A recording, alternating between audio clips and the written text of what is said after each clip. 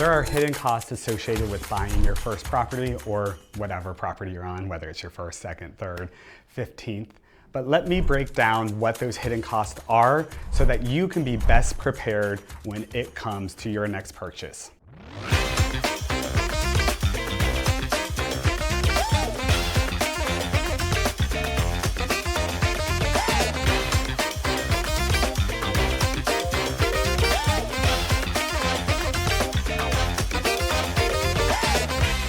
I'm C-Bus Nathan, or Nathan Klein.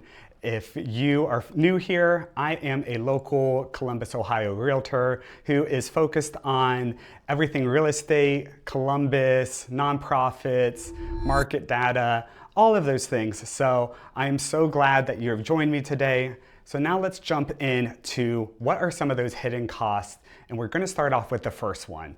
So the first hidden cost that most buyers don't account for until they chat with me and I kind of walk through all of this is your earnest money deposit. So what is an earnest money deposit? Think of it kind of like if you're leasing. It is almost a down payment, or not down payment, but a way for you to secure the home and let the seller know, hey, I am really interested in this property.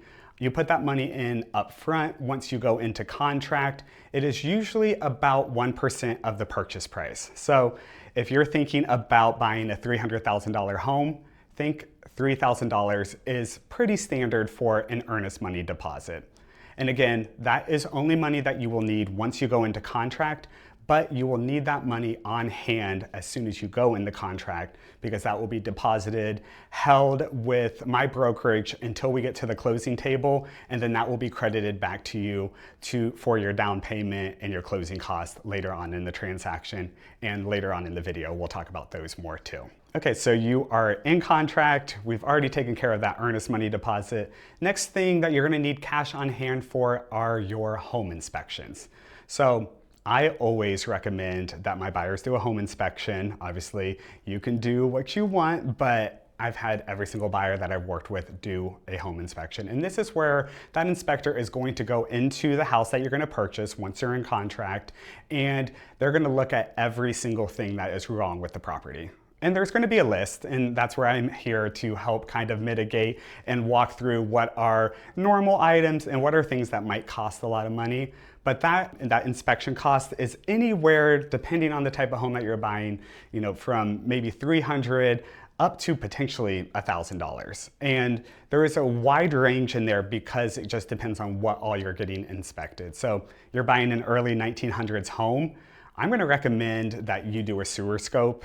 I mean, even in newer homes, I'm still gonna recommend that, especially with mature trees. Those older homes, they have clay pipes, root intrusion is normally pretty common, and sewer issues is a huge cost that you're not going to get your money back, or it's not gonna build equity per se in your property. So I wanna make sure that you know upfront what that looks like.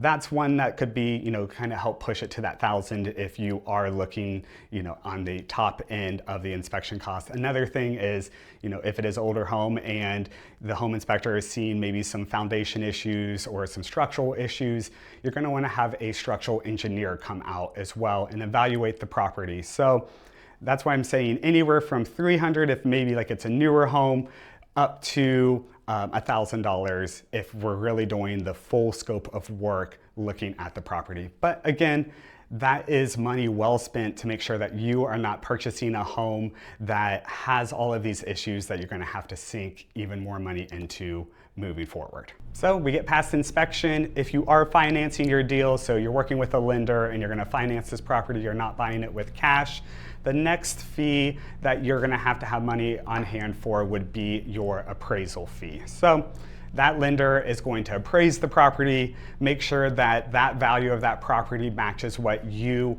offered. Sometimes it comes in higher, which is obviously great, that's instant equity.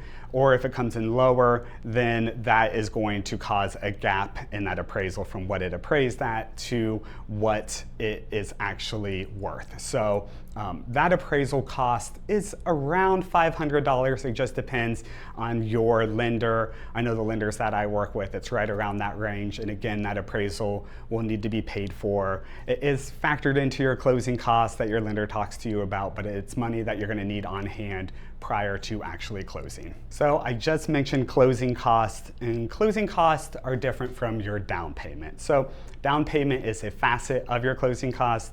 Again, depending on what program you go with, I have several videos out there. I can link a few in the comments below, letting you know what various programs are out there for your down payment. But you're gonna need anywhere, some programs are 0% down, but usually anywhere from 3 to 5% minimum down for that down payment of that purchase price of that home.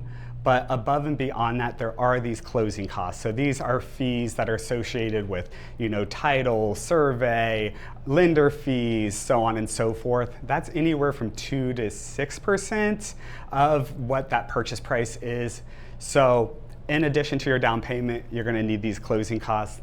That is money, again, all of that is going to be your cash to close. So that is gonna be the money that you're gonna have to bring to closing. So you don't per se need it firsthand right when you go into contract, but your lender is going to give you an estimated total of what cash you need at the closing table, and that is just a good kind of reference for how much cash you're going to need on hand. Another misconception, I should say, when purchasing a home is if you're looking at Realtor.com or Zillow or any of those third-party sites that are offering what homes are on the market, are the monthly total for your mortgage. It's not factoring in everything. So a lot of times I have buyers come to me and they're like, I love this home, I feel like I can afford this payment, but what it's not factoring in is your property taxes, homeowner's insurance, if you have private mortgage insurance, if you're financing this deal.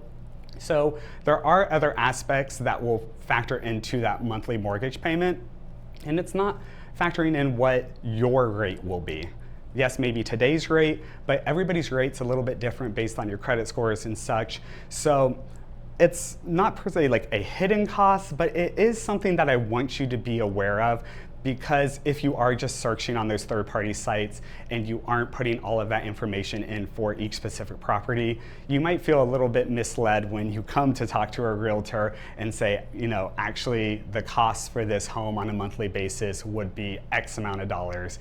And then, you get your hopes up, and then I don't want to be the one that crushes them. Another hidden cost, and again, this is and isn't, it's such a fine line when we're talking about how I, as your real estate agent, get paid. So realtor commissions can also be a cost. There are various ways that we can go about getting a realtor's commissions paid. It could be something that the buyer takes on, or it can be something that I negotiate for you from the purchase of your home. So the seller would take care of that. But these, again, are conversations that I'm gonna have up front with you from the get-go. Again, realtor commissions are negotiable, they can change, they can vary. Everybody has a different fee that they use, and each seller might have a threshold for what they're willing to pay to a buyer's agent. So again, being fully transparent, this could be a cost that might be put onto you as a buyer, but I will say, me as a buyer's agent, I have yet to have a buyer have to incur that cost.